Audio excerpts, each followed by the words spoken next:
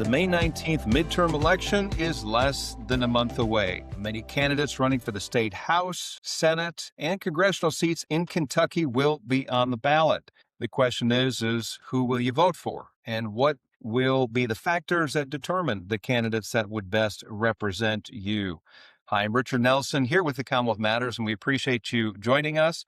Joining us on this edition is David Walls, the Executive Director of the Family Foundation. David, it's great to have you on the program. Richard, good to be with you and grateful for all the great work that y'all do. Yeah, thank you. Likewise, I know you have all really spent a lot of time in the state legislature lobbying for pro-life, pro-family bills. It has been, in my estimation, there have been a few good things and some disappointments, which is par for the course when it comes to the legislative session. But I wanted you to join us on the program in particular to talk about a couple things. One is it's a rare thing for an organization to be called out on a legislative floor. And in this case, you were called out just a couple days ago on the state Senate floor. And I want to give you an opportunity to address what happened and your side, just to, I guess, clear the air and let the public know what's going on. I think that's a benefit for them. So that's one thing. But then in a broader sense, I wanted to have you join me on the program to talk about the things that you look for in good leadership, character qualities, the positions on the issues. What is it from your perspective that makes for a good leader, especially in our state legislature? So David, we'll start with the unusual floor speech where your name was brought up, the Family Foundation's name was brought up. This was brought to my attention immediately after it happened. It was the next day, but some of the previous things going on related to this were brought to my attention weeks ago. So on the Senate floor, on the very last day of the 2026 General Assembly session, Brandon Smith, a state senator from Hazard, brought up your name and the Family Foundation's name, which is unusual in itself, but he responded to a letter that you had sent him because you had discovered probably the same time or maybe, around the same time that I did, that Brandon Smith had billboards and other publications indicating that the Family Foundation of Kentucky endorsed his candidacy. So I'll let you take it from there. I guess first of all, is that just start from there. Was there an endorsement? And explain how you address candidates, especially around election time. Yeah, Richard, and appreciate again just the opportunity to be on with you and talk a little bit about this situation. It was kind of an unusual and maybe perhaps confusing situation, but the reality is, look, the Family Foundation, we're a Christian public policy organization. Our main entity is a C3 organization. We're a 501c3 centric organization. We do education, we do advocacy, we do some lobbying at the state capitol and other activities. But we don't endorse candidates. We recognize, elections are incredibly important, as you know, and some of the great work that CPC does on that front. But we simply don't endorse candidates, and so we advocate on our core issues: life, marriage, family, religious liberty.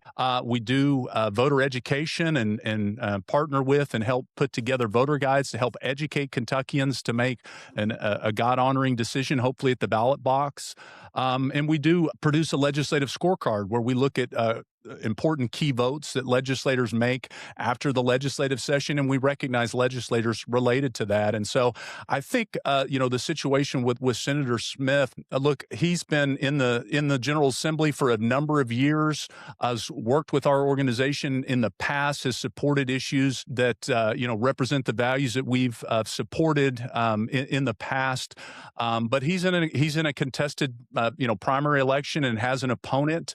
And we we simply got word that he was falsely claiming that the Family Foundation had endorsed his organization. There may have been some confusion on his part because we had recognized him as a Kentucky family champion for the first time related to our legislative scorecard in last session. But I had the opportunity previously to clarify this with him one on one, and wanted him to just know kind of the information that we put out, whether it's our legislative scorecard, whether it's the voter guide that's just come out, that those aren't endorsements, and to just make sure in the communications that wasn't communicated in an inappropriate way. And then we found out indeed that it was being communicated as an endorsement explicitly. And like you said, I was kind of shocked to find out that there were billboards, other campaign materials, as well as on his website and in other forms of communication that I've come to find out. And so it really put us in a situation where we just wanted to,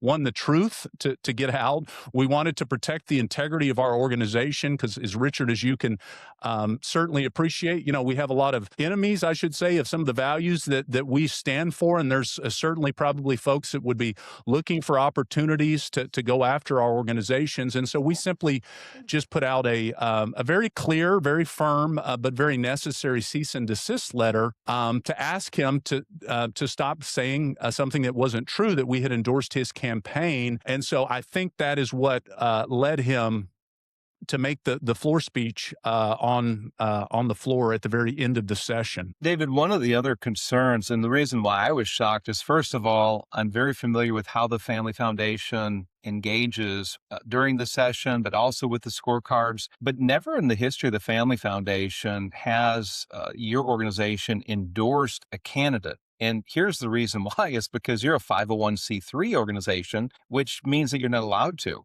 And there's that problem where it puts you not just in a tough spot and that you didn't endorse, but it could get you crossways with the IRS. I don't know if everyone understands or appreciates the distinction. You mentioned that you're a 501c3 centric organization. Commonwealth Policy Center is a 501c4 centric organization.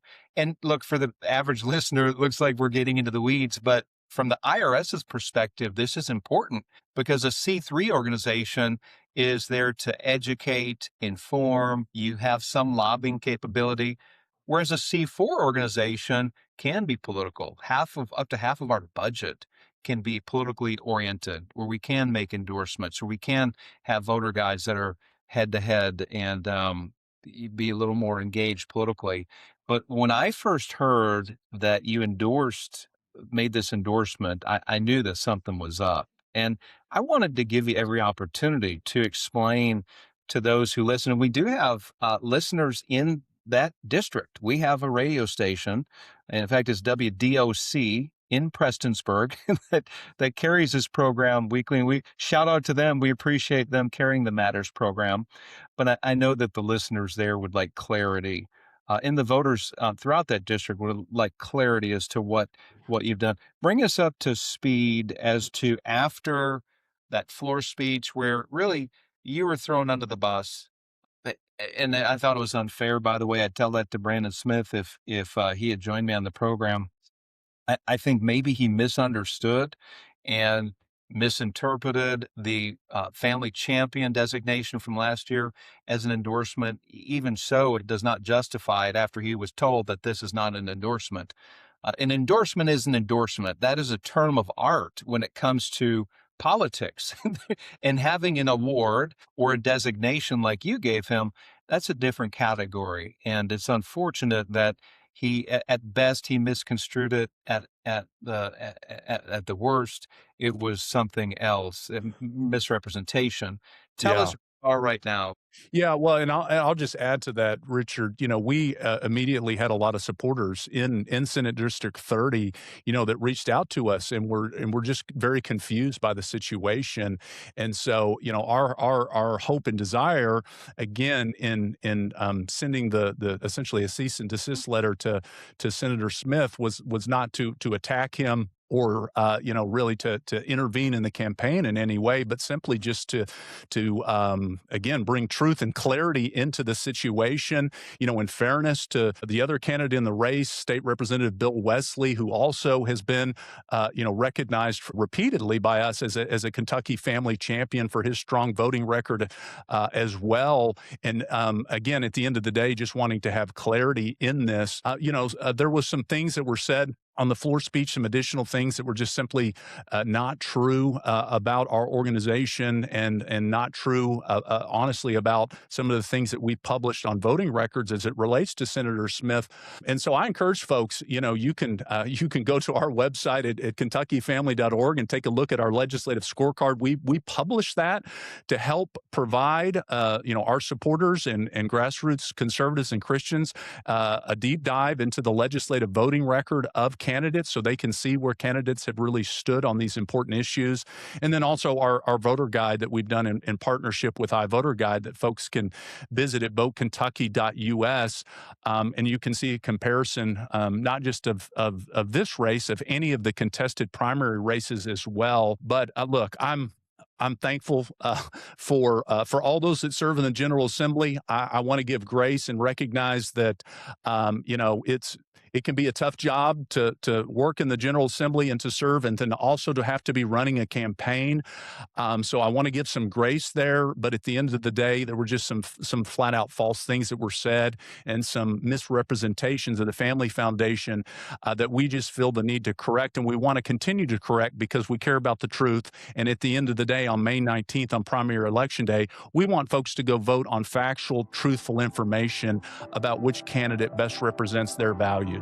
Hi, Richard Nelson here. At CPC, we believe that human dignity and our rights do not come from government, but these are gifts from God that must be protected in every generation. If you agree, may I ask you what you're doing to preserve freedom? Who's fighting for your values? If you're looking for somebody to be your voice with our government, somebody you can trust to promote conservative principles, then would you consider supporting us today? Truth is, we need your help. For $25 a month, you'll receive exclusive content, monthly and quarterly newsletters, special invitations to our events, and legislative and election insights. You can go to our website below to make a donation today. Together, we can leave our children a legacy of freedom and opportunity. So join us today. Yeah, that's good. And that's a good segue, David, into the next question I wanted to ask you. You mentioned we've got a May 19th primary coming up about a month away. What are some of the ways that you process through how to look at a candidate? How from a Christian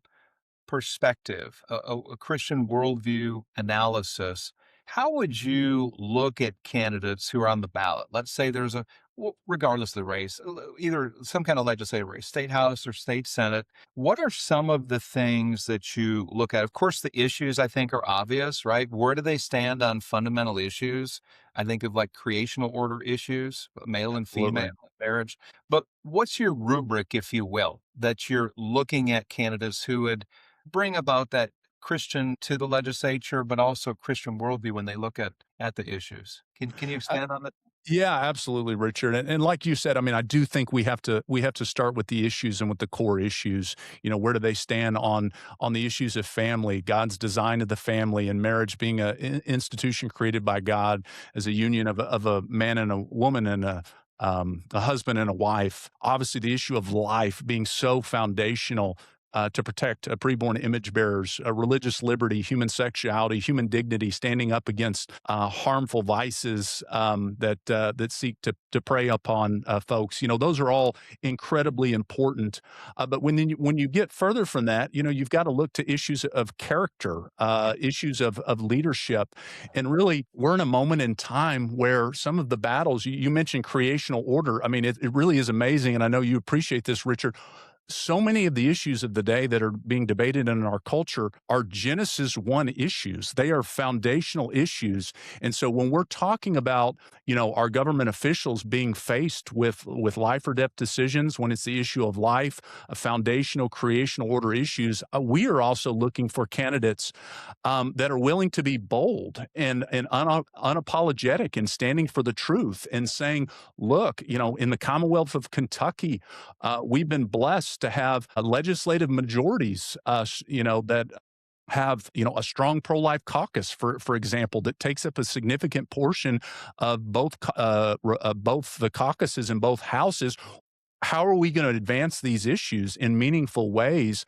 My heart and desire is to see Kentucky, and I think we have been in some ways, but really be a leading pro-family state that is helping lead the nation, because I firmly believe that we lead the nation by states and local governments taking the first step. And this nation is designed to be from the ground up, not from the top bottom. So we're looking for candidates, and I think, for Christians, we would encourage folks to look at candidates who are strong on the issues, who are bold in their personal faith, and they're looking to go advocate and stand strongly for their values, recognizing they're going to have opposition. Yeah, David, that's good. I would say I'll add to that about character. Character is so important for our elected officials. It takes a special kind of person to be able to put themselves out there, to take the heat, whether they're running for office, to think on their feet, to be grounded in their values, and then to move forward. They get a lot of criticism, a lot of attacks, but character is so important. I've heard it said before that character is destiny. And unpacking that a little bit or peeling off the layers of that onion, if you have somebody of solid character, when they're going through the battle, when they are taking heat, being criticized, they tend to stand firm if they are people of character and integrity. But if they go in wobbly, if their character is uncertain, then they're likely to melt in the midst of battle. So character is destiny. I've heard it said before that also that distinguishing between reputation and character, that reputation is who people think you are, and character is who you are when nobody's looking, right? It's Right, that right. person all by themselves, and what are they dwelling on? How do they spend their time? And that's really the core of a person. And sometimes it can really be difficult to discern who in distinguishing between the reputation and the character, but character does come through, especially in the difficult times, the times Yeah. of battle and of trying. And I think you and I are in agreement that we would all be served well. It's not just conservative Christians, but all of Kentucky, regardless of their political stripe, is served well when we have people of character representing us in all levels of government. Would you agree? Absolutely, absolutely. And Richard, I failed to mention one, and I think what you said kind of segues into this. And to lead is to serve. We have the example from Christ Himself, obviously perfectly, but so many times, I feel like just in the political sphere, in Frankfurt, you know, there can be a temptation for folks to forget that ultimately you are serving the people in your district. We want to see elected officials and candidates that are ultimately seeking to serve the Lord. But so many times, I think folks forget that, and we can see instances where folks are looking to serve other things, other interests, themselves obviously is a big temptation. And so looking for folks who humbly are looking to serve and have a heart of service, I think is, something incredibly important to look for as we head to the ballot box here in just over a month. David, I want to press into that a bit. Politicians or political candidates are often criticized for being self-serving, being motivated by the wrong things, right? The wrong things are motivating them to get into office. And and many of the listeners know that we do candidate training events across the state. And one of the things I give in my talk at the beginning of these sessions is that, you know, somebody who steps out there and puts their name on the ballot has the potential for a lot of bad things to happen, and it's because there are three things that converge in a politician's life or in a candidate's life that, in any one degree, any one of these things could destroy a person. And here's what it is: it is money, it is power, and it's fame. Those three things converge in a political person's life, and anyone, again, in high degrees, can destroy a person. And it takes a person of strong character to resist the temptations. Like, here's the reality, though. If you're going to run for office, it does take resources to fund a campaign. It is going to take a media presence. You're going to get in front of a camera or in front of a microphone, and you got to make your case to the voters. So there's that level of fame, but then there's power. When somebody gets elected, they are in a seat of power, and this is something you cannot appreciate until you've been in that seat. When people are vying for your attention, when they're asking you to do something, and then you realize, oh my goodness, I've got some real power here. I can control the budget, or I can direct this spending over to this area. You do have power. And from a Christian worldview perspective, we know that we should guard ourselves from any one of those things. But I want to pick up where you just took off, or where I took off from you, and that's that if you have a servant heart, if you have a servant's perspective going into that office, if you were to win your particular race, you're in a better place. You're in a safe place, and I think for Christians, it's important for us to recognize that. It's important for us to both recognize the pitfalls and the dangers of being in the political realm, but also to recognize the good that can come about when Christians are truly motivated by the right thing, when they actually do the right thing once they get into office.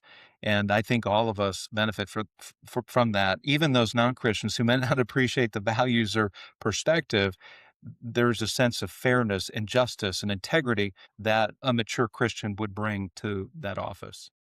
Yeah, I agree with that wholeheartedly. I hope that's the mindset that Christians and all Kentuckians take into mind as we prepare for a very important primary election. I like to remind folks, Richard, I know you know this, but the reality is only about half of registered Christians show up to vote in any given election, and that's probably even half of half in a primary election. But the reality is, primary elections are often the most important election in determining who's going to represent you. A lot of these legislative districts are very clearly, just based on previous elections, a pretty safe Republican district or a pretty safe Democrat district. And so many times, if you want to have a say in who's going to represent you in Frankfurt, and obviously we've got some big federal races on the ballot this primary election cycle as well, you need to be informed and get out and vote on May 19th. And so, our hope and prayer, as we're now out of the legislative session, got a number of things that we're working on, but a big one is just to do all that we can to ensure that folks across Kentucky are equipped to get out and cast an informed vote on May 19th. David, to your point about getting out and voting in the primaries, the turnout is typically low. However, a large number of primaries or a large number of elections are determined in the primaries. We've got a number of Republicans who have primary challenges, but there's no general election challenge. It used to be the opposite in Kentucky 20, 25, 30 years ago. It was Democrats who controlled state politics for the most part, and their elections were determined in the primaries, typically low voter turnout. I don't know what Secretary of State Adams is projecting for this primary season. In the past, it's been, anywhere from 20 to 40% in a midterm primary, somewhere in that range. It's even lower in constitutional office election years. I think it was a few years ago, we had around 20% for the Republican primary for governor. So very, very low. But is this something you're encouraging people to get registered to vote? Registration, by the way, to vote, you can still register to vote in the May 19th primary. It's April the 20th. Still time to register. Are you doing anything in particular to encourage people to register? Yeah, we encourage folks to get registered to vote, and we've got some additional election resources in addition to access to the voter guide at votekentucky.us. We've got some new election resources as well. Richard, as you're probably aware, there's some really important and needed updated guidance that actually came to the IRS last year, or maybe before the 2024 election, that kind of clarified some things that I think hopefully will help churches and pastors be more on solid ground and understanding that as the Lord leads them, they can educate their folks on where candidates stand, encourage their congregations to use the voters guide from our organizations and others, and to take advantage of the God given rights that we're still blessed to have in this country, in this Commonwealth, and to use those to get out and support candidates that honor the Lord. Very good. Of course, and I appreciate your efforts to educate the voters and then to encourage Christians to register to vote. We CPC has some election resources as well on our website. It's going to be made available this weekend. David, the primaries are coming up May the 19th. You've been encouraging Christians to vote and pastors to educate their congregations. I want to end on that particular note. We've got just a couple minutes. And by the way, I appreciate your time. I told you it'd be a short, short Yeah, program. You've gone almost a half hour, so I appreciate you indulging good me. conversation. But tell us a large part of the Family Foundation's work is to help Christians to understand the issues, but then to engage. You work closely with churches across the state. Um, what would you tell a pastor who might be afraid to put out information or to talk about an election? I think we live in a highly partisan, divisive, a lot of stuff going on that would just make it easier for a pastor to say, I just don't want to do this. What would you say to a pastor who is reluctant on maybe educating their congregation on some of the issues? Yeah, well, one thing I would say is the folks in your congregation probably are desiring you to help equip them. That's one of the interesting things. Even Dr. George Barna, some of his research that he's done on trends on these things have indicated that there's a lot of desire in the church among Christians to get equipped on Christian worldview issues, and particularly the intersection of how these issues intersect in the political realm. But for specifically to a pastor, first I encourage them to pray, to seek clarity from God's word on the issues and candidates. I view equipping your congregation when elections come around, providing them resources as a simple act of discipleship that you can do. Again, when we're talking about potential issues of life and marriage and religious freedom and some of the such important issues that are being dealt with in Frankfurt and D.C., just incredibly important. Speak clearly, as to if you're speaking on the political candidate, Scripture is our guidance. Do they align with biblical values? Do they not align with biblical values? And then, that's what we're here to do. Partner with organizations like the Family Foundation, like CPC, that can be trusted to try to provide you helpful resources. Ultimately, we encourage them to follow the Lord in this. But I think with the amount of freedoms that we have, we're approaching the 250th anniversary of our great nation. Our nation would not be the nation that it is today had it not been from men of God in the pulpit who time and time again spoke up into the issues of the day. And so we would encourage folks, and particularly our pastors and church leaders, continue to do that. Very good. David, that's a good word to end on. Again, appreciate your time. Great conversation. Keep up the good work, and may God bless you. Thanks.